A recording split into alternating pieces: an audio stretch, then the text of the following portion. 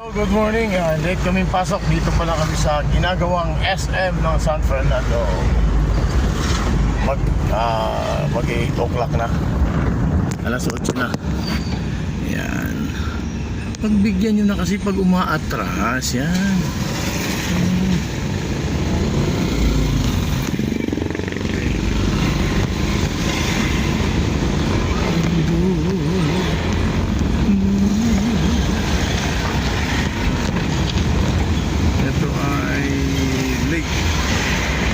Na rin pumasok ng aking anak, pero mabuti naman at walang traffic ngayon.